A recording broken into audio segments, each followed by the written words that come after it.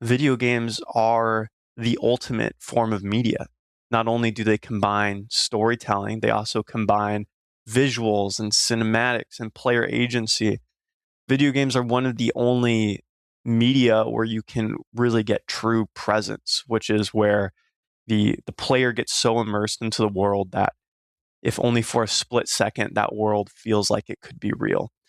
Which in books you have when you imagine the world, in movies you have when you watch the show, but video games even more so because you embody the character you're playing and you get this sense that you're in the world.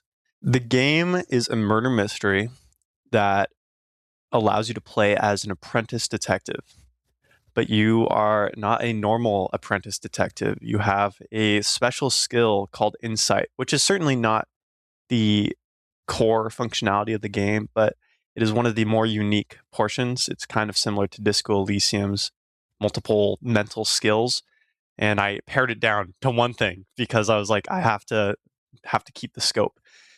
Um, but I really wanted the player to be a detective. I did not want it to be a handheld walk through the story sort of game.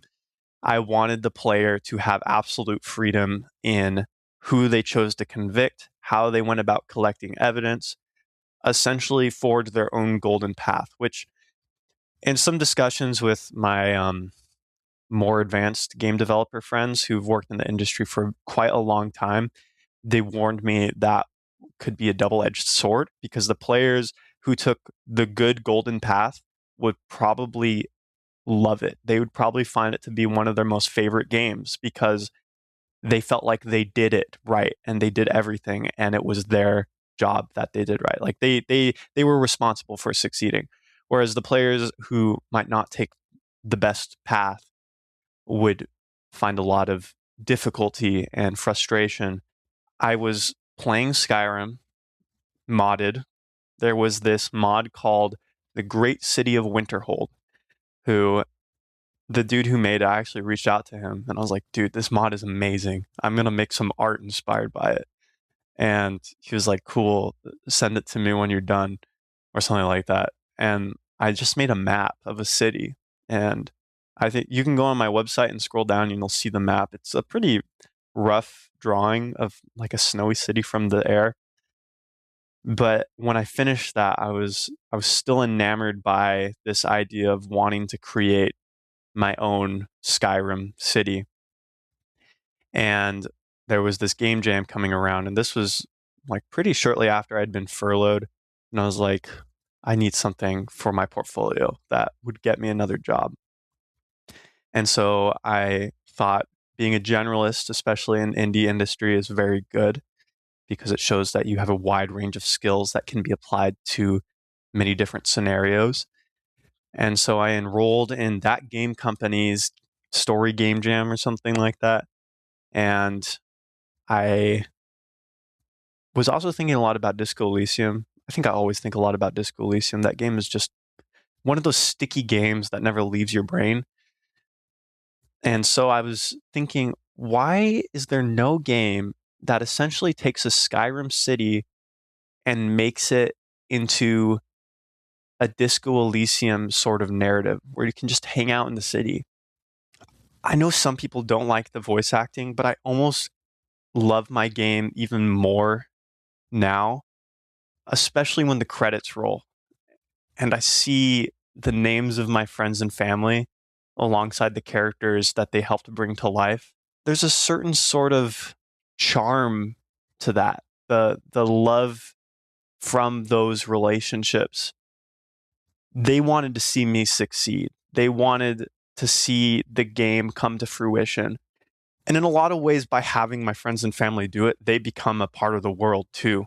In this world that we live in where purpose is so elusive and money can be so enticing, I think the best thing we as artists can do is hold fast to the things that inspire us and make us want to spend more time doing it. Live our life doing the things we want to spend our time doing. Because like that's all there really is to life, is to try to figure out why we're here and do it to its fullest extent. I think we live perhaps at the most uncertain time ever in human history. 1 year from now, everything could be different. And I think part of that is state of the world, AI, automation, rising costs. The future is more foggy than I think it's ever been. So my advice would be stay. There's a word I'm looking for. Honestly, stay in the dark. Just sit in the dark. The dark way is the way. And what I mean by that is the the way forward is very shadowed. And I think the best thing that we can do as creators is to keep adapting and to keep doing what we do best, which is to be creative and poetic and provide a narrative to the world that we're trying to live in.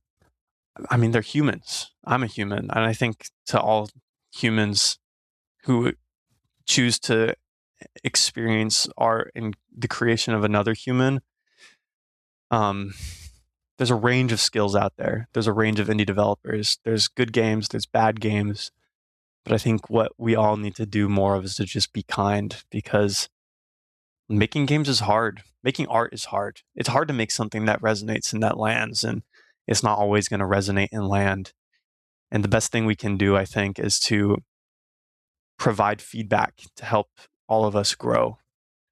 So yeah, be kind. Pinterest is great. I love looking at Pinterest. There's so much great content on Pinterest, but it's just a little 2D square, you know? Whereas the world it's the greatest open world video game ever made. You can go anywhere as long as you're not violating private property rights, and you can go run, you can bike, it's just such a beautiful, especially in Seattle, such a beautiful space to inhabit and to physically exist in.